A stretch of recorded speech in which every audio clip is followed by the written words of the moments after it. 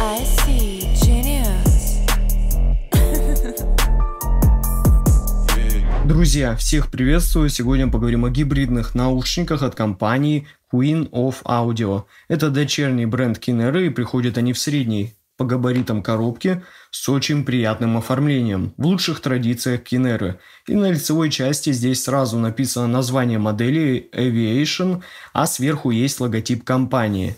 Ну а сзади, как всегда, указаны технические характеристики наушников, и за звук здесь отвечает 3 арматурных драйвера от Knowles и один динамический излучатель на 8 мм.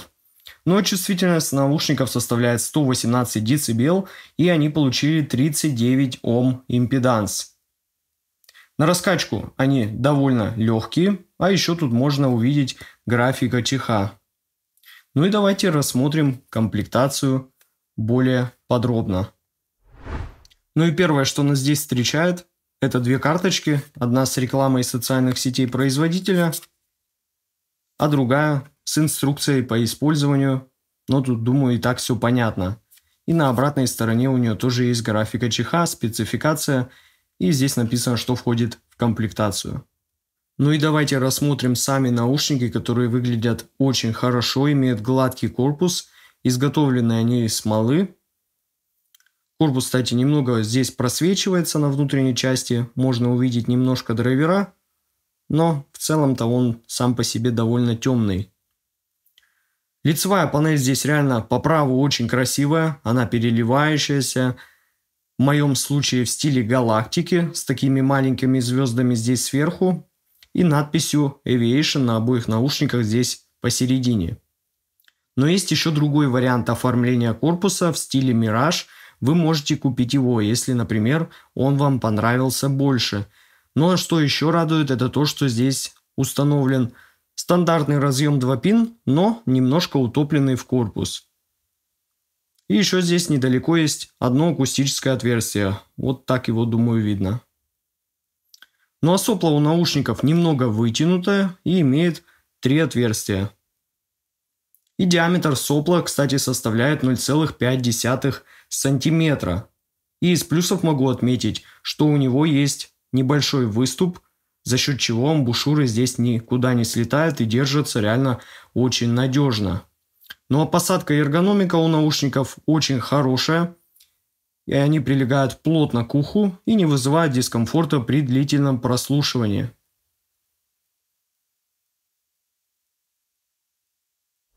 Ну а здесь, в этом фирменном двухцветном чехле для хранения, находится вот такой 4-жильный медный кабель в интересной расцветке под стать наушникам. И мне он понравился тем, что он не путается, он довольно гибкий, удобный, имеет хорошие сформированные заушины, которые получили коннектор 2 пин для подключения к наушникам. Ну и, конечно, у него есть возможность замены штекера. И на выбор нам предлагается 2 варианта. Либо обычный 3.5 джек, либо балансный 4.4 коннектор. Вот так он подключается, очень надежно. Думаю, проблем у вас никаких не возникнет. Ну а вот, собственно, 3.5 джек. 2.5 джек здесь нету в комплекте, что считаю правильным решением, так как, думаю, сейчас реально очень мало кто им пользуется. Но еще здесь в этом пластиковом органайзере находится довольно хороший набор качественных вот таких вот амбушюр. Разные расцветки, особенно мне понравились вот эти синие. Ну а теперь, друзья, мы подошли к самому интересному, а именно к разбору звучания этих наушников. И вот так выглядит их график АЧХ. И настроены они довольно интересно и прямо четко по моему таргету. Единственное, что у них есть небольшой, немного ранний спад на высоких частотах. В остальном прямо очень хорошо.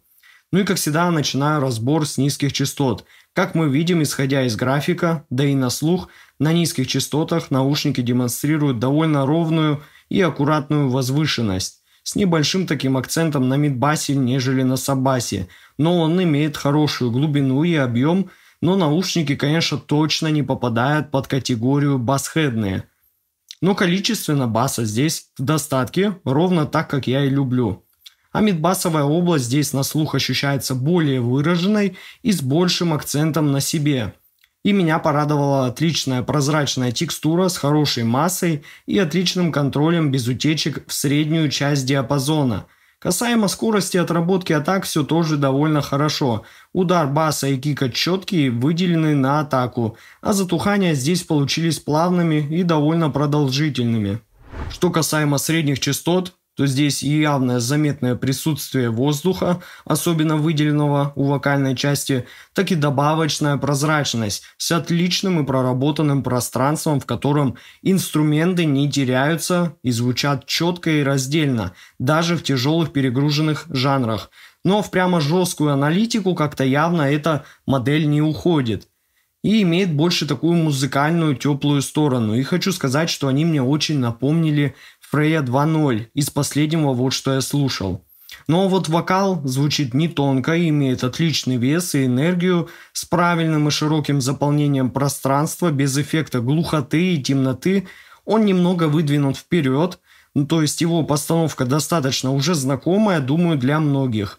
А вот ударные имеют хорошо подчеркнутые транзиенты и оставляют после себя продолжительные шлейфы от реверберации. И в целом подача этой области мне понравилась за счет сохранения своей нейтральности, без явных сглаженных моментов и излишней яркости в области верхней середины. Как это могло быть, так как я смотрю, что сейчас тенденция на яркие наушники довольно высокая. И я надеюсь, что как можно чаще будут появляться модели с похожей настройкой. Ну а теперь поговорим о высоких частотах. Здесь заметен очень хороший и правильный подход к настройке. Ощущается этот диапазон как немного теплая и аккуратная, приятная на слух подача, имеющая хорошее разрешение у тарелок без их чрезмерного усиления, как это бывает в других моделях, когда нам пытаются усилить область высоких, чтобы искусственно улучшить детализацию. На самом деле это не нужно, и правильно, что производитель не стал этого делать.